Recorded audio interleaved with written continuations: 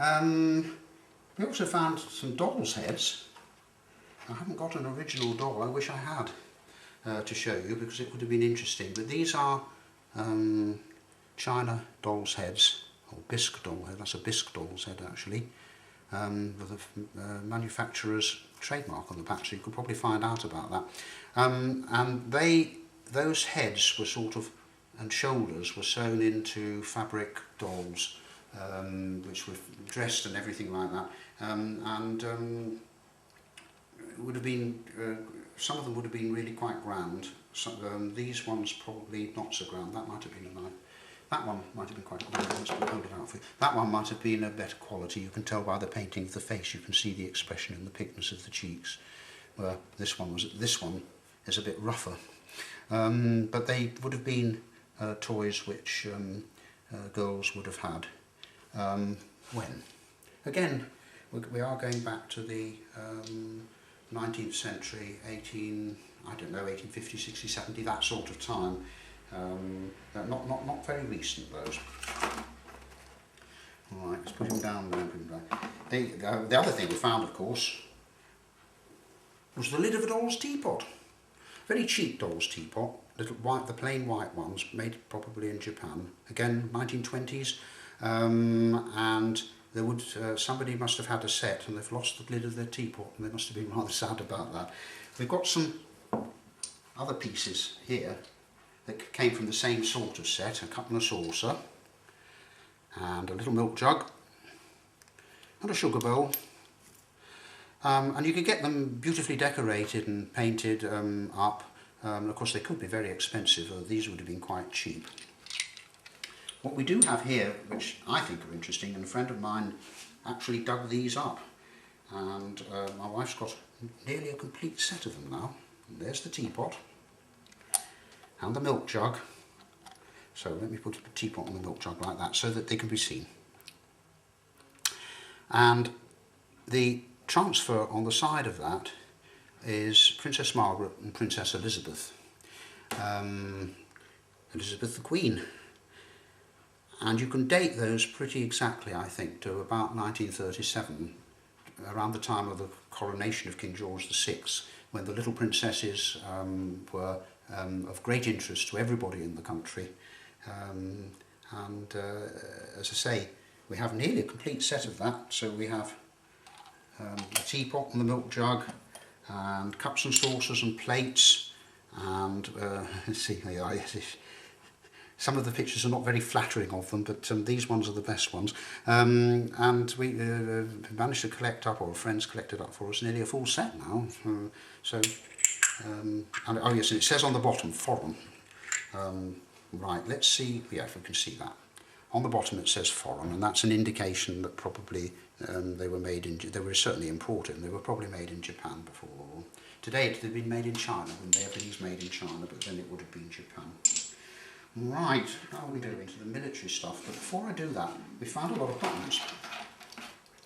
I'd like to make a story up about the buttons. I'd love to know where the buttons came from. The first one, the oldest one, is a little button which says GPO, and it's got the Queen Victoria's crown above the lettering, which means it's at least 100 years old. And I have this picture of a postman running down the drive from Courtay Park, having had his coat ripped by the family dog and losing one of his buttons in the process. At any rate, in whatever way he lost it, that's a Victorian button, and that's really one of the oldest ones we found. Cheshire Lines Committee, the railway of course went very near here, and we found a couple of railway artefacts. The Cheshire Lines Committee button, I'll come to those in a minute. We also found this which says L and NWR, London and North Western Railway, and I'm pretty certain that came from the shoulder badge of a ganger, the person who was in charge of the gang doing the railway and made sure that they weren't run over by oncoming trains or anything happened to them, and also that they did their work and so on. I've seen similar badges for British Rail, and assume that's probably what it was. It's a very heavy solid brass badge which says London and North Western Railway. The other buttons we found, apart from some military ones which I'll come to in a moment, were a couple of naval ones. Two officers' buttons. This one is the Royal Naval Reserve. Again, that one has what we call the King's Crown. And this is a Merchant Navy button for, I think it's got a flag on with a cross on, and I'm pretty certain that's either the Holder Line, which sailed from Liverpool to the River Plate. It could be Moss Line, which is the same company, Holder Line or Moss Line, so that's an officer. During the war, there was an anti-aircraft gun situated here in the park, and it was used by the Home Guard as well for exercises and so on. And what we've got here is really quite a lot of bits and pieces found by somebody with a metal detector. They're all rolling around because they're bullets. So let's look first at the bullets. There were a couple of blank rounds which had been used for practice. We found a couple of those. I can't read the date on the bottom of them, but there will be a date there sometime, and I expect it to be 1941 or 1942, something like that. A blank round, there's a blank round which has actually been fired. This one's not been fired, but I don't think it's dangerous. I doubt it, after all this time. So there are a couple of practice rounds or blanks which have been fired, some that haven't, and the various bullets which had been fired, obviously in target practice or something, and came to the surface because of the metal detector, and they of course are quite interesting. The anti-aircraft gun.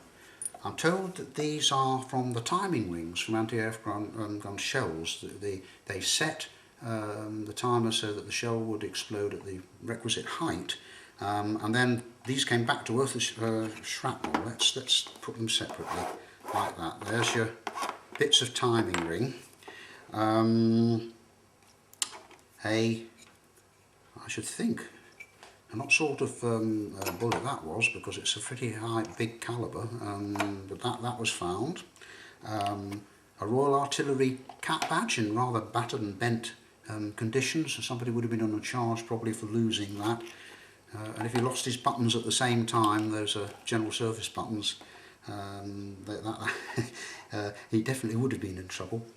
Most interesting one of all is this, and I'm going to show it separately, because we don't know anything about it and we're trying to find out, so if anybody can help, please do. That's a cap badge, it's a brass cap badge. Again, it's got the King's Crown, but it could be any time with the King's Crown from 1902 to 1952. So, you know, it could have been any one of the four kings in the 20th century. It has some lettering on it. It says, Bolton Core of the LVD. Okay, and the device in the centre is an elephant with a castle on top, we think. Somebody must know what the Bolton Core of the LVD is. Something like local volunteer division, but I think it's a militia medal. It's not a Second World War medal. I think it's much older than that. And if somebody can help us with that, we'd be really interested to find out what they were doing here at Court Hay Park.